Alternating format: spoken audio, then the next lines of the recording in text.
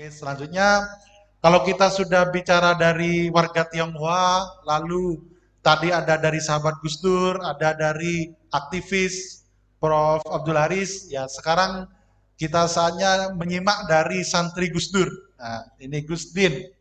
Nah, ini beneran santrinya itu kapan Gus Dinanya Gus Dur? Lalu apa kira-kira yang bisa dilakukan oleh generasi milenial yang ya banyak sekali informasi yang didapat oleh generasi milenial, tapi banyaknya informasi itu kadang malah membuat generasi milenial itu kurang mempunyai karakter kira-kira. Jadi apa yang kira-kira bisa diteladani dari Gus Dur? Ya mungkin cerita-cerita masa lalu nggak apa-apa, waktu dihukum Gus Dur atau apa, waktu nyantri bagaimana, silakan Gus Din. Kita kasih tepuk tangan untuk Gustin. Beliau juga adalah Ketua Ikatan Alumni Universitas Islam Malang. Ya, terima kasih Mas Torik. Assalamualaikum warahmatullahi wabarakatuh. Bapak Ibu sekalian yang kami hormati, serta para peserta online baik di webinar maupun di YouTube. Kami ingin mengingat kembali soal perjumpaan kami dengan Gus Dur gitu Mas Torik. Jadi tahun 93 aktivis-aktivis seluruh di Pulau Jawa itu mengusung tentang dampak pembangunan. Pada waktu itu ada 4 petani Madura di Nipah Sampang itu meninggal dunia karena ditembak oleh aparat keamanan. Kasus Nipah itu menjadi nasional karena kami bawa ke Jakarta. Tapi waktu itu kami juga kebablasan karena di spanduk kami itu kami tulis seret Presiden RI ke sidang istimewa MPR. Kebetulan juga waktu itu Bapak Presiden Soeharto di atas pesawat dalam perjalanan dia Mesir ke Jakarta itu demo-demo mahasiswa yang di Jakarta itu ala-ala PKI gitu. Coba bayangkan sahabat-sahabat Bapak Ibu sekalian di tahun 93 ngelawan kekuatan Orde Baru itu sudah separuh nyawa itu hilang kita itu. Waktu itu kita ditangani oleh Pak Tito Karnivan, saat itu masih menjadi Kepala Intel Polda Metro Jaya, sekarang Kapolri, untuk diproses. Ya. Saat itulah kemudian Gus Dur menugaskan adiknya Gus Im, Hasim Wahid untuk menjumpai aktivis-aktivis daerah itu. Dia tanya apa sih motivasi demonstrasi itu. Menurut hitungan Gus Dur bahwa Soeharto belum waktunya lengser. Dia jelasin, kita diundang waktu itu di PBNU, Gus Dur dengan aktivis-aktivis itu, dia jelasin Glasnost dan Perestroika yang membuat Soviet runtuh di tahun 89, Soeharto itu belum waktunya lengser gitu. Menurut hitungan Gus Dur waktu itu. Kalian kok diprovokasi oleh kelompok lain kok mau gitu. Baru itulah kami sadar bahwa ada kekuatan-kekuatan politik yang bermain di wilayah kekuatan mahasiswa waktu itu. Dan kemudian sejak tahun 93 itulah kami ngenger dengan Gus Dur bahkan setiap minggu atau setiap hari kami itu kalau ketemu Gus Dur baik di kantor PBNU di sela-sela antara ba'da maghrib sampai isya sebelum Gus Dur pulang dijemput Mbak Yeni setelah pulang kuliah dari Trisakti itu Gus Dur selalu banyak menceritakan terutama waktu itu karena kami dianggap PMI yang lain Mas Torik. Yang dimaksud PMI yang lain ini PMI yang berideologi terbuka. Loh kok iso berideologi terbuka Gus? Karena PMI itu mau menerima pandangan perspektif politik yang sesungguhnya waktu itu PMI tidak berani melakukan soal itu, yaitu berani menjadi oposisi dari kekuatan represitas Orde Baru. Baru itulah kemudian Gus Dur mengajarkan kami terhadap kursus-kursus singkat, praktis ya, terhadap aktivis. Waktu itu kita masih berumur 25 tahun. Kereng-kerengnya arek lah, jari arek Jawa Timur itu berani untuk melawan soal-soal ketidakadilan. Itu ya. Kemudian di tahun 96, kita tahu ada dua peristiwa besar 96 di Indonesia.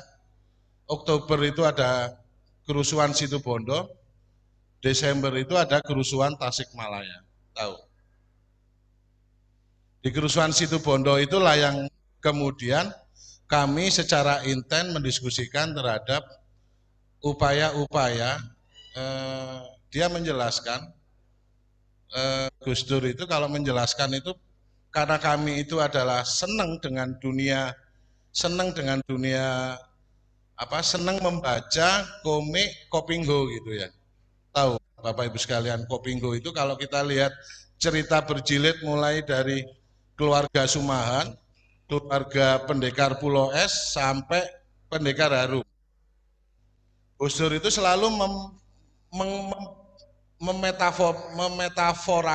metafor berarti mengumpamakan kelompok-kelompok kepentingan itu dengan pendekar-pendekar yang tertera di dalam kelompok di dalam cerita silat Kopingho itu. Jadi kami paham kenapa Gus Dur menggunakan istilah itu, karena di kantor PBNU orang yang berlalu lintas itu kita nggak tahu ini intelnya ini Murdani, ini intelnya Soeharto, ini intelnya Faisal Tanjung, dan intel-intel informan itu bisa berupa aktris ya kayak Yeni Rahman, kayak aktivis gitu.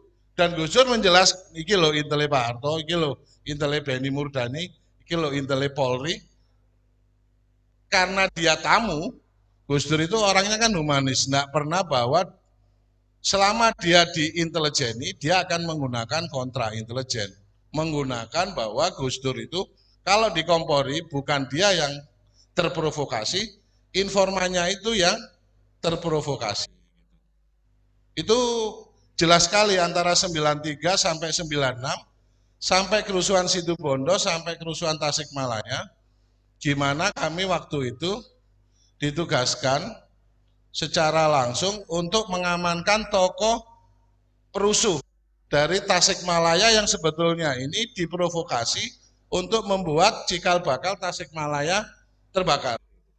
Saya sembunyikan anak itu di pondok di Tulungagung, kemudian menjadi alat tawar politik dengan Orde Baru itu. Waktu itu kami disuruh membawa lagi ke Ciganjur untuk menjelaskan bahwa aktor kerusuhan Tasikmalaya adalah lingkaran presiden. Dan aktivis itu sekarang juga masih hidup, itu di pengadilan in absentia, diputuskan dia bersalah sebagai provokator gitu. Jadi waktu itu yang saya lihat Abdurrahman Wahid itu adalah kami bermain di lingkaran kekuatan yang sebetulnya Gus Dur bukan menggunakan kami ya. Gus Dur meminta bantuan kepada aktivis-aktivis yang istilahnya sarapnya dol ini, yang punya keberanian ini, untuk membuat kontra intelijen bahwa penetrasi dari kekuatan Orde Baru itu tidak betul gitu. Ini kalau di dalam bahasanya Gus Dur yang sering dia sampaikan itu gerakan unpolitical politik, gerakan yang tidak berpolitik tapi tindakannya dampaknya adalah politik. Kita lihat ya kalau contoh unpolitical politik ya. Istighosa untuk menaikkan pamor Tutut, anak presiden yang pertama, untuk dia sampaikan bahwa Tutut itu adalah pemimpin masa depan gitu. Siapa yang nggak marah pada waktu itu dengan melihat tingkah Gus Dur?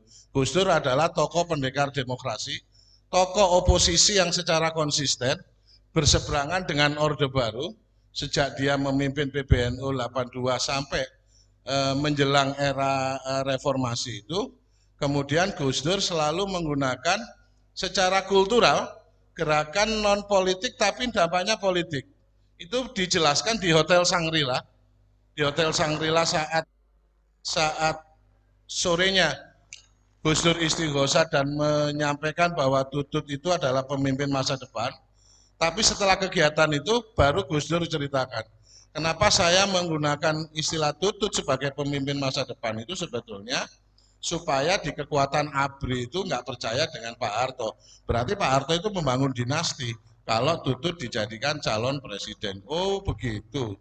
Waktu itu kami sebagai anak muda nggak tekan pemikiran sampai begitu.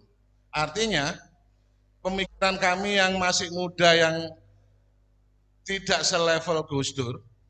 Gus Dur itu kan pernah saya kritik. Saya ini bukan orang pemuja Gus Dur 120% ya. Seperti software utility kalau mau mengcopy 120%. Enggak, saya ini tetap kritis. Gus Dur pernah datang ke Unisma, ke rumah saya, tapi pada saat yang bersamaan ada santri yang menjumpai Gus Dur di PBNU. Oh, sampean Kak Wali Gus. Kenapa Kak Wali? Nabi Muhammad yang dinamakan Nabi Muhammad itu badannya nggak akan pecah jadi dua. Sampean masih pecah, berarti nggak sakti sampean. Sama nanti akan dituhankan oleh santri NU bahwa Gus Dur itu adalah memang benar-benar sakti gitu. Lah baru itu dia jelaskan, iya ada separuh kekuatan ilmu saya yang jika saya ini terjebak di istidrot, dia dituhankan, ya makom saya hanya sampai di situ. Ini Gus Dur memberikan pemahaman itu sambil cair aja bahasanya kepada kami. Bukan kami ini hanya juru pewarta ya, bahwa ada banyak aktivis-aktivis yang juga waktu itu juga nimbrung di rumah Gus Dur, di lantai 2 di Ciganjur itu, soal-soal itu tadi. Mengapa? Akhirnya Gus Dur menyadari dan kemudian terbukti bahwa kesaktian Gus Dur akhirnya tidak membuat Gus Dur menjadi sakti lagi, jadi Gus Dur ya tidak ada lagi melihat bahwa kalau Gus Dur di Jakarta, ada orang lain melihat di Mekah gitu. Tidak seperti itu. Gus Dur ya, Gus Dur manusia yang dia bisa stroke. Pada waktu stroke pertama itu, saya di PBNU dan ditendang kakinya oleh adiknya. Kemudian dia telepon ke Dokter Umar supaya direbahkan pelan-pelan dan dilukai kedua telinganya supaya keluar darah dan syukur alhamdulillah selamat. Bayangkan bahwa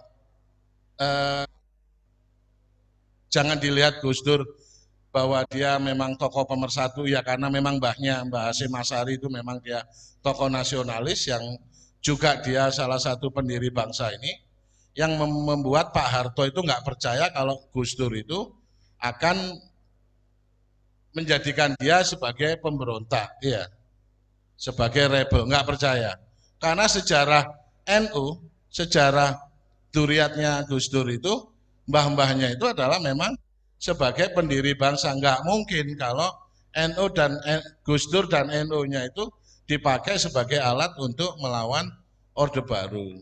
Gus Dur itu hanya membuat gerakan-gerakan kultur secara kultural, ya, termasuk hall pertama Bung Karno yang diinisiasi oleh Mabduk Junaidi.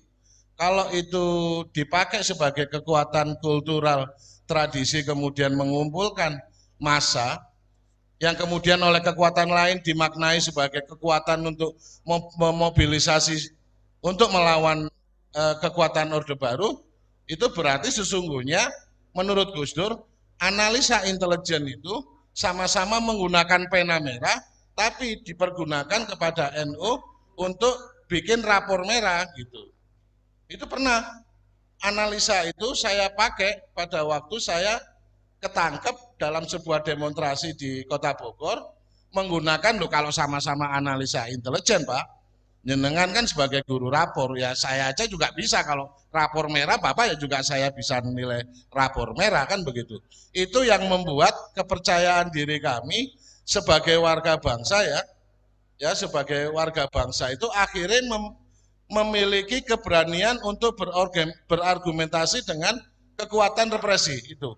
Itu Gus Dur mengajarkan itu terhadap kepercayaan diri,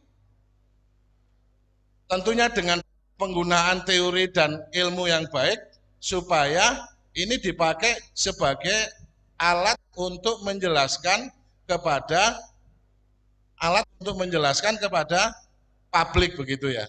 Gus Dur itu selalu bikin kontra intelijen dalam secara kultural dengan istighosa. Yang terakhir ya sebelum jadi presiden itu kan kasus ninja ya.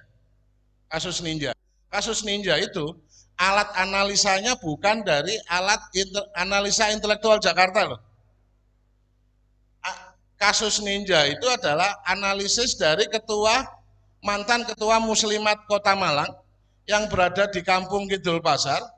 Karena dia pendidikan politiknya bagus, waktu saya ke sana diminta oleh Gus Dur untuk meminta pendapat kasus ninja itu seperti apa. Jadi Gus Dur itu kalau membuat analisa, ada 5 informasi sebelum dia simpulkan untuk dijadikan tindakan politik ya, non politik itu selalu meminta alat analisis. Salah satu alat analisis adalah statement dari mantan ketua Muslimat, orang kampung yang nggak berpendidikan gelar tinggi-tinggi kayak di Jakarta itu, bahwa tokoh Muslimat itu dia cerita, Gus, ninja itu adalah alat yang dipakai oleh negara, ini hampir sama dengan yang dipakai oleh kekuatan Nazi dengan pasukan SS. Paham? Siapa jenderal di Jakarta yang kuliah ke Jerman? Yaitu orang aktor intelektualnya yang menggunakan desain kasus ninja itu. Luar biasa, luar biasa, luar biasa. Kami aja aktivis yang banyak baca buku aja kalah dengan tokoh muslimat yang memang jam terbangnya tinggi, mampu membaca irama politik dari negara dengan analisa pengalamannya dia. Ternyata benar, saya nggak sebutkan nama, siapa jenderal yang sekolah di Jerman dan memang sebagai aktor untuk menggunakan kasus ninja. Waktu itu kan Gus Dur kan kena operasi naga hijau dengan ninjanya dan operasi naga merah dengan kuda tulinya, iya. Dan saya berada di dua peristiwa besar itu. Tapi di sela-sela keseriusan itu, Gus Dur itu kata Rhoma Irama itu melodius. Yang dimaksud melodius itu ternyata dia penggemar musik tidak hanya klasik Arab kayak Fairuz, kayak Umi Kalsum ya. Ternyata dia juga penggemar musik rock genre dari Woodstock. Woodstock itu adalah semacam musik aliran pemberontakan di zaman 70 saat aktivis menolak peperangan di Vietnam itu salah satunya adalah Janis Joplin. Janis Joplin, Gus Dur itu titip ke kami cari kaset CD yang lengkap utuh ya. Ternyata kita dapatkan di toko musik Kawan di jalan. Toko musik Kawan itu kalau dulu Besko Pria, sekarang menjadi Bank Niaga kalau nggak salah, perempatan lurus sebentar sebelum itu toko itu dan Gus Dur ternyata kalau dia belakangan saya tahu kalau Gus Dur mendengarkan irama klasik itu yang dia senangi adalah 1812 karya di luar Mozart, saya lupa Tchaikovsky malah.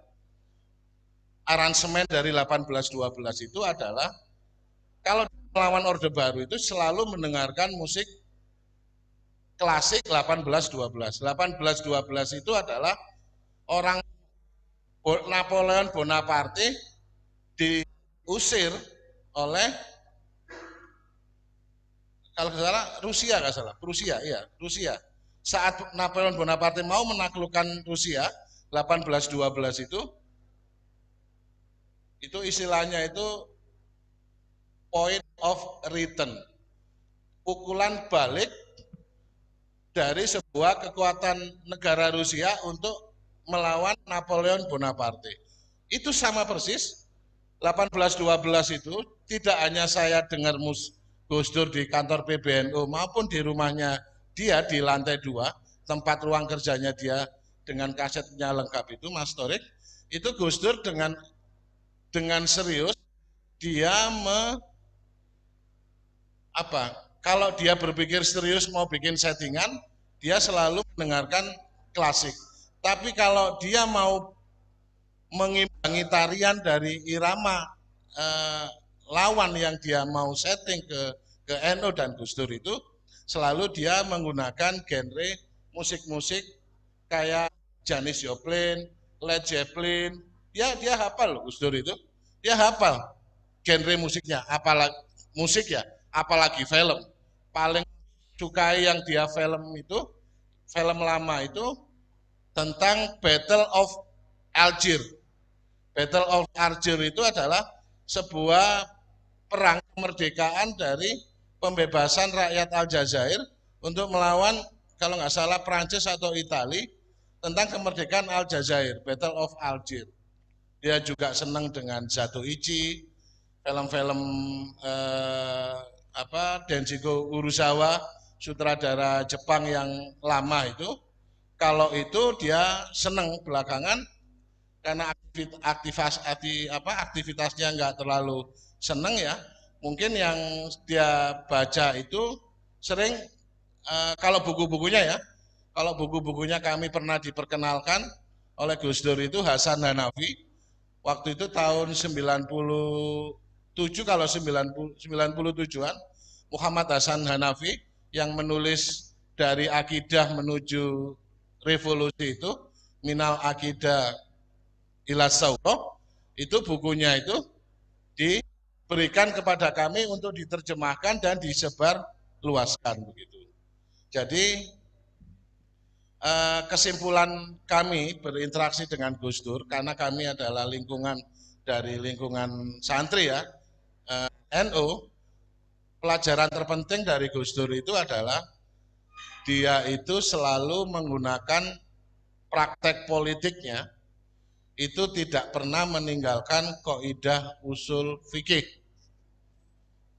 Itu yang dia menjadi wali itu karena dia selalu menggunakan prinsip kaidah usul fikih. Segenting apapun, seberat apapun, dia selalu mengutamakan prinsip kaidah usul fikih. Saya nggak perlu jelaskan bagaimana kaidah usul fikih, banyak quote-quote kaidah usul fikih yang seringkali tidak disampaikan oleh Gus Dur, tapi langsung praktek politiknya itu dengan menggunakan itu. Salah satunya adalah mencegah kerusakan itu diutamakan sebelum berbuat kebenaran. Itu prakteknya itu dia sering melindungi minoritas. Terakhir di kampus ini kenapa kita selenggarakan dulu seminar untuk melindungi minoritas jemaah Ahmadiyah, dikarenakan waktu itu pasca sekolah analisa sosial untuk membuat settingan Orde Baru tidak membuat santri selalu berdiametrika selalu berhadapan langsung dengan kelompok non muslim, itu membuat sekolah ansos seluruh pesantren di Jawa Timur. Di pondok pesantren Unisma ini Gus Dur menjadi narasumber utama bagaimana operasi-operasi Orde Baru terhadap keberagaman dan kebebasan serta kemedahan beragama dipakai untuk Islam menjadi faktor mekanisme Plato. Mekanisme Plato itu adalah mekanisme utama untuk adanya kerusuhan sosial dan aktornya adalah Islam. Itu berangkat dari premis Manus Balum. Manus Balum itu Gus Dur yang cerita ini kepada saya, pilih mana hijaunya tentara dan hijaunya Islam. Waktu itu dia pilih hijaunya tentara, dia gepuk Islam. Belakangan dia mendirikan IJMI, Gus Dur menggunakan pendekatan minus malum. Dua hal yang dipilih, Tapi pemilihan kita adalah berderajat sosialnya yang paling rendah, ya toh? Itu kan sebetulnya praktek dari mencegah kerusakan sebelum berbuat kebaikan. Berbuat kebaikan itu memang diutamakan, tapi mencegah kerusakan itu adalah yang diutamakan. Makanya supaya bangsa ini nggak pecah, kaidah usul fikih Gus Dur itulah yang sering dia praktekkan. Kenapa saya bisa ngomong begini? Karena selama 10 tahun ya, mulai 93 sampai tahun 2000, kami pisah dengan Gus Dur karena perbedaan pandangan. Saya nggak senang kalau Gus Dur jadi presiden, berarti makomnya hanya pegawai administratif, ya. Dalam cerita Al-Halat dan Imam Junaid, Al-Halat itu bisa menjadi makomnya lebih tinggi karena dia bisa menjumpai Tuhan. Imam Junaid hanya menjadi ahli hukum yang memutuskan perkara dan makamnya ya sebagai pelaku administratif. Waktu itu kami memang konsisten selama Gus Dur presiden, kami nggak pernah ketemu.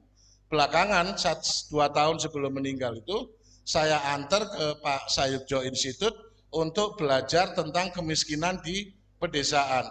Bab soal tentang pertanahan. Salah satu sudut pandangnya adalah tentang dialektika sumber-sumber agraria. Ini jelas bicara tentang ikhba, pertanahan dengan ekonomi produksi yang dikelola oleh masyarakat pedesaan.